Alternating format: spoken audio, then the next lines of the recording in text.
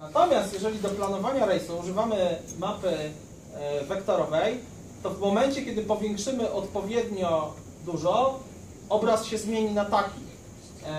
Natomiast na mapach papierowych, czy też na mapach rastrowych, które są skanowane, mieliśmy tą rafę cały czas. Obecnie pracuję jako świadek w kilku sprawach sądowych w Wielkiej Brytanii i mam w tej chwili takie dwie sprawy, kiedy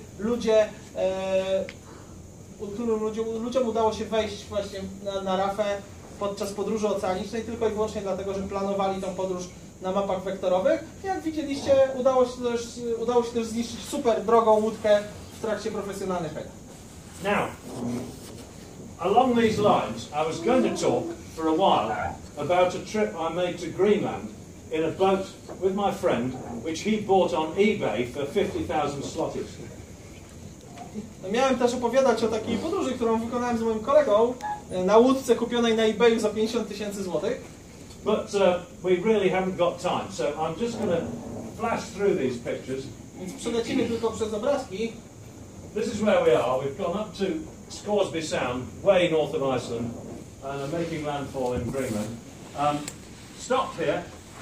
We decided to have a look at this glacier. This is 100 miles, massive great field. You couldn't get in there 10 years ago, but with the warming of the planet, you can now. And then we were going to have a look around this island, which has not been surveyed. Więc popłynęliśmy z Islandii do Scoresby Sound i w planach mieliśmy wyeksplorować fiord i popłynąć dookoła takiej wyspy. 10 lat temu jeszcze nie można było tam wpłynąć, ale wraz z ociepleniem klimatu te wody są w tej chwili otwarte. So here we are, zooming along through the ice and the bullets, and we look at the glacier, which is absolutely wonderful, and then we're set up, and now we're going to have a look around the island. This has to be very quick, but what happened up here is of great interest. No więc popłynęliśmy i teraz przyjrzymy się temu, co się stało na północ od tej wyspy, bo ma to dosyć duże znaczenie. A lot of ice. We've made our way through the ice and got round the top of the island. And in the island, there's a big field that runs in. And you can see our GPS track is way inland. So once again, we have one of these datum ships. But this is a good tip. At this narrows here, there was an iceberg aground. And we had to go very close to the side, and we've no chart with any soundings, so we didn't know how deep it was. So we went very quietly and slowly, and we were okay, we came through. So when we went back, it didn't matter that it was showing our boat on the land, so long as when we approached the narrows, we put ourselves on the same track we'd come in on, we were going to be safe. We were thinking outside the box, but it worked. No więc tu, jak widzicie, mamy kolejny przykład przesunięcia układu zniesienia. Oczywiście w tej takiej cieśninie, w fiordzie, musieliśmy ominąć górę lodową, więc poruszyliśmy się bardzo blisko brzegu, bardzo powoli, ostrożnie, bo nie wiedzieliśmy, jaka jest głębokość, tam nie było sądowań. Oczywiście wracając, wiedzieliśmy, że będziemy doskonale bezpieczni, dopóki będziemy jechać dokładnie po naszym śladzie. The actual datum shift was 1 nautical mile. That's where we were, and that's where the GPS said we were. No więc dokładny zmierzony błąd, różnica pomiędzy układami odniesienia wynosiła 1 milę.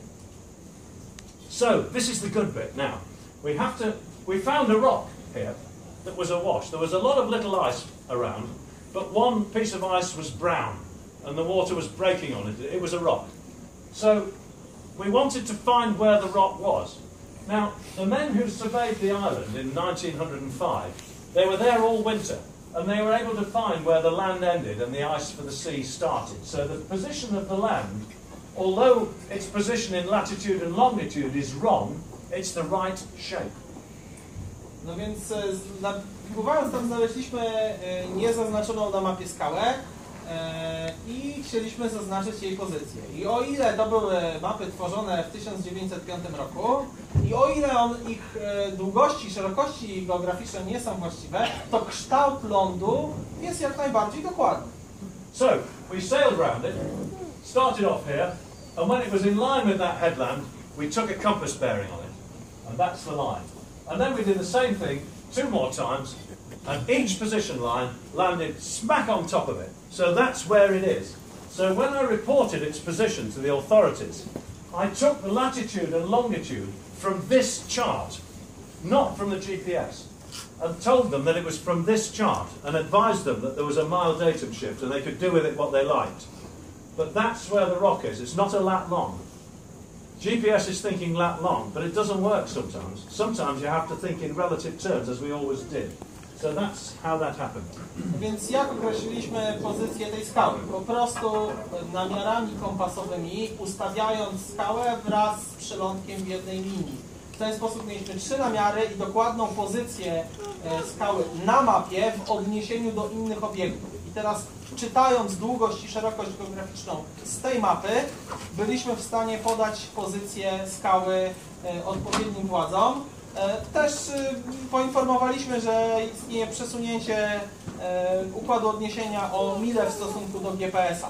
Ale to jest właśnie myślenie w ten stary sposób z czasów przed GPS-em. Mam prośbę, można okno otworzyć? Nie. Nieotwieralne. Nieotwieralne. Like oxygen, yeah. It's tough, isn't it? Listen, you're doing really well to stay awake. We're nearly finished. We're nearly done. I know it's a long time because we're going on here, but we're nearly done. So, prawie koniec. Yeah. Także wytrzymajcie jeszcze trochę. So, one more thing, and then I'm going to streak through and we're done. This is a reading off one of my GPSs, and you'll be amused to see that it's purporting to give me my position to 3 decimal places. Well, that's madness, because the first decimal place is 200 metres, the second one is 20 metres, and the third one is the size of that table.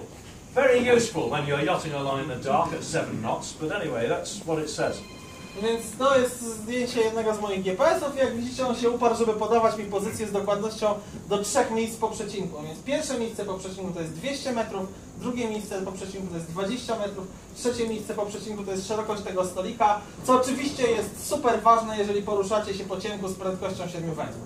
So really, if we're writing down the plot, Max, it's not the current speed. If we're writing down the plot, I just put one decimal place and that's enough. Because really, if you're plotting it on the chart, if you can get better than that with your pencil, you're doing pretty well.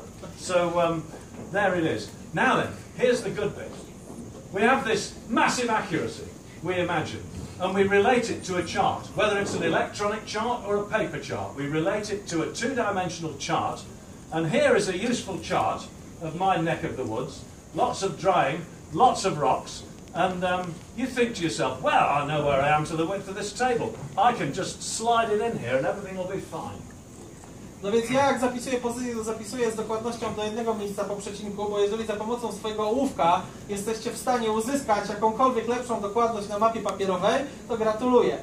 Natomiast to, co chcę wam pokazać, to mój ogródek. Dużo osuchów, dużo skał, no ale przecież skoro mamy taką dokładność, to co mogłoby pójść źle? The problem is, GPS is a 21st century piece of kit, and the chart is a very simple, old-fashioned piece of kit. And the thing is, what you need to know is, who surveyed that chart? That wonderfully complicated thing. Was it done by somebody who was using GPS to 3 decimal places, or wasn't it?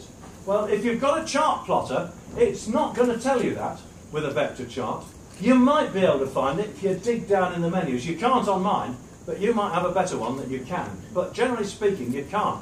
If you've got a paper chart, it tells you who surveyed it and when. No więc jak widzicie, to jest taki piękny, skomplikowany kawałek lądu i o ile GPS to jest urządzenie z XXI wieku, o tyle mapa już taka nie jest.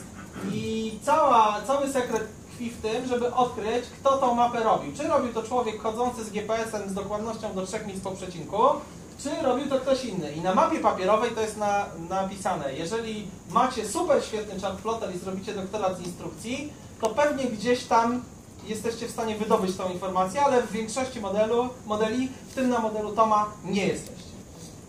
And what we find, looking at this chart, and this is also on the raster charts, the raster electronic charts, we find these are the islands we were looking at, and they're in Area G.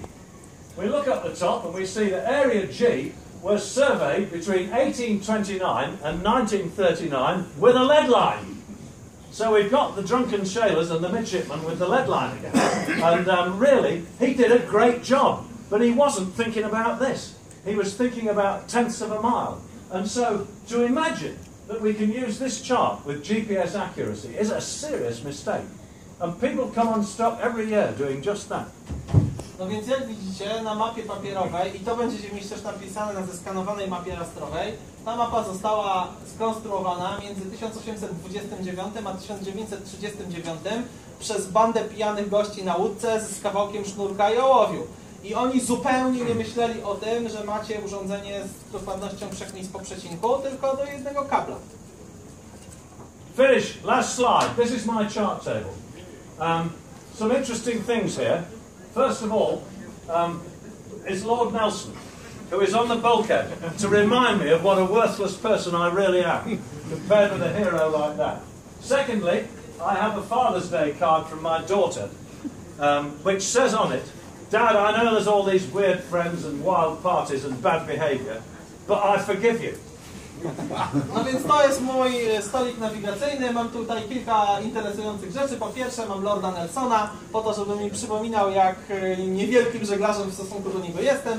Po drugie mam kartkę od mojej córki, która mówi, że ona doskonale wie, jak to jest w żeglarstwie, ile jest strasznych przyjęć i dziwnego zachowania, ale wybaczy.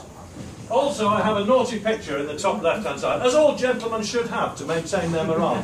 I noticed when I went to Soviet Russia in the 1980s with my boat that inside the workshops, instead of having pictures of naughty ladies, which we have in the West, they had pictures of heroic workers.